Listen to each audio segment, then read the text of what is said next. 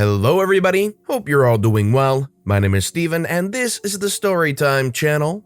Today we got some pro-revenge stories and our first story of the day is by Mikey Audrey Myers. Boyfriend cheats on me with my step sibling, so I get him kicked out and destroy his relationship with his parents. When I was around 17, I started dating a guy, 19. I'll call him Jake for the sake of this post. Also, age of consent where I live is 16, so nothing illegal happening here. We got on well, spent a lot of time together, and cared for each other a lot. We even started talking about living together once we both moved out. We were a perfect happy couple. Or so I thought. You see, after we'd been dating for a few months, something in Jake changed. He was getting a lot more distant. Whenever he was with me, he'd be checking his phone constantly. We stopped spending as much time together and he started to get really funny about public affection regarding things like hand-holding and stuff. He also seemed to start caring less and less about my feelings. I used to have a bit of a thing for humiliation in the bedroom. Nothing too far, and we'd spoken about what Jake should and shouldn't say, but he started to get more and more degrading. He'd tell me how no one would ever love me and would pick on my insecurities. I actually broke down crying a few times when this happened. To give him a bit of credit, the first few times he did stop everything he was doing and apologize and cuddle with me until I felt better, but eventually that stopped too and he just began rolling his eyes and telling me to grow up. He was like a completely different person. The insults started to seep into our everyday life. He'd pick on my appearance a lot, bring up my family, I was dealing with a lot of family issues at the time, bring up the fact that I slept around before we started dating, a sort of rebellion caused by the family issues, etc. If I got upset by it, he'd just leave the room and let me cry by myself. I started to feel like it was my fault our relationship was falling apart. Maybe I just wasn't good enough for him. I knew deep down that he was cheating on me, and that was confirmed when I got the message from a guy, David, on Facebook telling me that he'd been sleeping with Jake. He apologized profusely and told me that he broke things off with Jake as soon as he found out he had a boyfriend. I couldn't be mad at David, it wasn't his fault. We spoke for hours and I reassured David that it wasn't his fault and that he'd done nothing wrong. David also helped me to stop making excuses for Jake's attitude and the way he'd been acting. He was a godsend. The thing that truly broke me happened not too long after the cheating was discovered. We'd been arguing a heck of a lot more. Then he decided to do something absolutely unforgivable. You see, I had a strained relationship with my father for years. He'd cheat on my mother constantly, and eventually, he settled down and had kids with a girl he'd been seeing behind her back. He did try to have some sort of relationship with me till I was about 13 to 14ish, and then decided that he didn't love me as much as his other kids, and we stopped any and all contact. It broke me, and it still hurts to think about to this day. Anyway, Jake went out of his way to find one of my step-siblings online and slept with them. He bragged about it the next day, and my step-sibling actually posted online about what had happened, and I received a bunch of messages from their friends telling me how I had deserved it. This was probably the lowest point in my life, and I hated myself, partly for allowing it to happen, and partly because I had started to believe what they were saying. My only solace during this time was David. I didn't want to burden my friends with my problems, and David was one of the only people who knew firsthand what Jake was like. We spoke for a few weeks and eventually talk turned to revenge. I had tried calling things off a couple months prior due to Jake's awful behavior, but he started with the apologies and telling me that he didn't mean it. He'd never do it again. He even spoke to some of my family members who unknowingly pressured me to get back together with him as we were such a sweet couple. I hadn't wanted to tell them the real reason that we'd broken up, so I kept the details pretty vague, though I'm pretty sure some of them had seen my step-sibling's post and knew why I didn't want to be with him. After weeks of talking and planning, I had finally had enough and decided to do something about it. My father wasn't exactly a rich man, but he worked a pretty well-paying job and earned enough money to live fairly comfortably. He had begun spreading rumors around when I was younger, during a custody battle with my mother, that he had set up a trust fund for me and that there was enough money there to get me set up in my own place when I was 18, plus a bit extra. I knew that this was absolute BS. He tried to get out of paying child support all the time. Of course he'd never set up a trust fund for me. However, Jake didn't. We'd never spoken about it a lot, but he'd heard the rumors and I'd always just say what I told you folks. My father was an appalling parent who grudged paying my mother child support, so why the heck would he set up a trust fund? But Jake wouldn't listen. He even did his own research into the type of job my father worked and came up with an estimate of how much he thought my father was earning. Though, to his credit, he did drop the subject whenever I asked him to, for a while anyways. I decided to use this to my advantage. Jake and I were still dating, though I avoided him at any chance I got. Until one night where I sat him down and told him that since I'd be turning 18 in a couple of weeks, I'd started thinking about us getting our own place, with the trust fund my father had set up for me.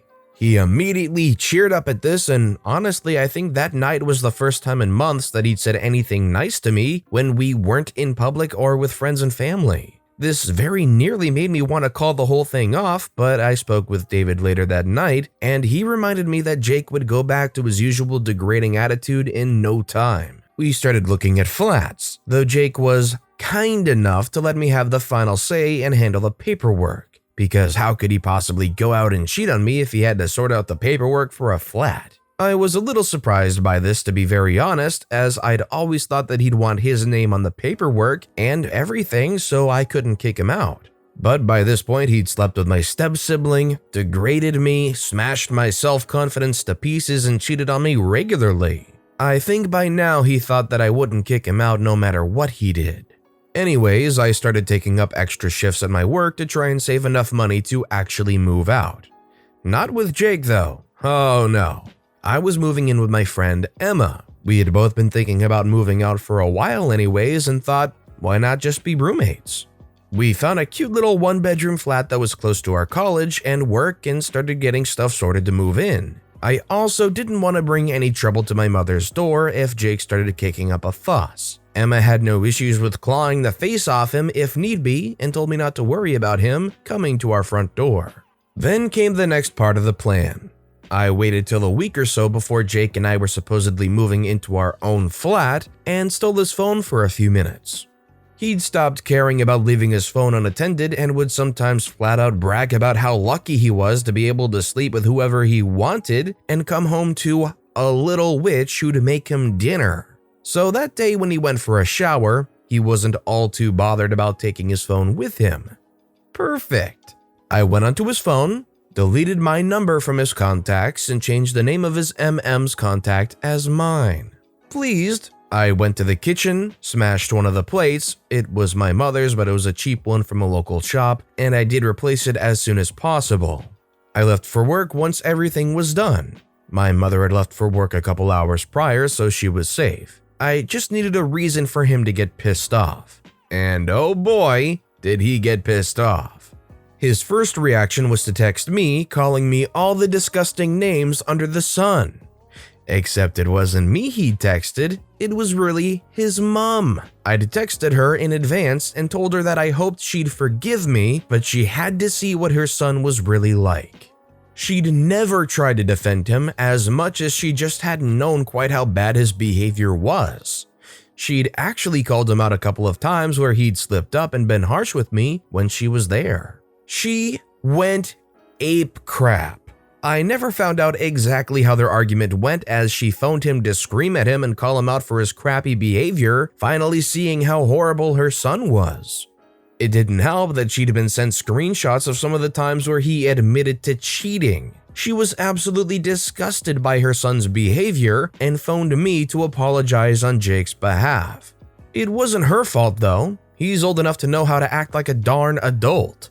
He wound up telling his mom essentially that her opinion didn't matter as he'd be moving in with me anyways. Needless to say, when he called me on Facebook, after I deleted my number from his phone, I took some satisfaction in telling him that we weren't moving in together, that the trust fund wasn't real, I'd already told him that in the past, he just refused to listen, and that I'd moved in with Emma. I was called all the salutes and who-ares under the sun. His voice turned into white noise after a while. I told him we were over and hung up, blocked him on everything. He had to run back to his mom and dad, his tail between his legs, and they took him back for a little while.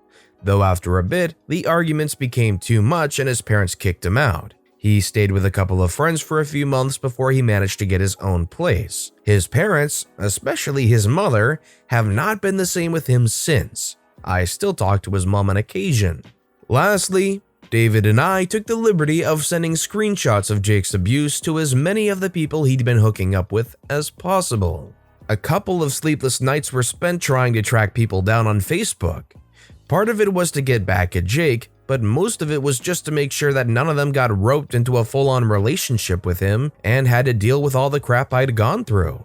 So there it is, my little story of pro-revenge. I know this is really long, so there's a TLDR below. I wasn't ever planning on posting my story, but I was scrolling through Facebook the other day, and one of Jake's new accounts popped up on the People You May Know section. After talking with Emma about it, she suggested posting it here. I hope it fits in the subreddit. Bye. So let me ask you guys, do you think dumping Jake on their own, ruining the relationship with their parents, and telling all of his hookups how bad of a person he is enough of a just dessert? Or do you think Jake deserved a little bit more wrongdoing based off of how he was acting this entire story? Let me know your thoughts in the comments down below. And our final story of the day is by Waldo06. No free bacon for you then. So back in college, I worked at an on-campus fast food place and I worked at noon. The lunch rush, and it was insanely busy. I would get there at 11:53 and then just prepping as many cheeseburgers as possible for the hot window since we'd go through about 100 by 12:45 or so. The problem was Josh. Josh worked the early shift and thought he was a grill god. No one could touch the grill besides him, and in all his wisdom, he didn't think having any more than 5 to 10 hamburger patties was appropriate as per the standards. So every lunch I run in and immediately load the grill with as many burgers as could fit so we could barely make it through lunch with having a dozen or so customers have to wait for burgers. I pleaded with him. I pleaded with managers. No one cared. The standard was 5 to 10 patties ready at any time. Fine, Josh, don't be a team player. See, all of us poor college kids working there had decided a little trick. When you were off shift and came to order a burger, you'd always order extra lettuce. And anyone in the back would see it, look out and see you're one of us, and you'd get bacon or an extra patty. We all knew each other and what we want. Normally a ridiculous upcharge, but we were being screwed with our wages, so screw the man, right? Well, I started spreading the word, and wouldn't you know it, everyone else that worked with Josh hated him too. So going forward, we all intentionally forgot his free bacon when he ordered. Oh, sorry, we didn't see you. Our screen didn't say extra lettuce, our bad. Lunches were still heck until we got a new manager that realized Josh was useless at everything but stock. But he never got his free bacon again. Yeah, if you got kind of a bro code or a worker code, but overall you're just being a jerk and pissing everybody off, I don't think it's too surprising that they would take that stuff away from you, or just, not include you in it. In places like a restaurant, during the lunch rush, you really gotta be able to work well together, and one person totally throwing off everybody else is going to piss off a lot of people. That said, this story had way too much hamburger and cheeseburger talk and bacon talk and whatnot, and now I'm way too hungry. Thanks, Waldo06. But with that being said, that's all the time we have for today. So if you enjoyed the stories today, let me know which one was your personal favorite and why in the comments down below. And if you haven't yet, please like this video and subscribe and turn notifications on because anything you do helps this channel grow so much more. So no matter what you do, whether it was just watching the video, liking, subscribing, thank you all so very much for supporting me right here on the Storytime channel. I hope you all have a wonderful day and I'll see you all next time right here.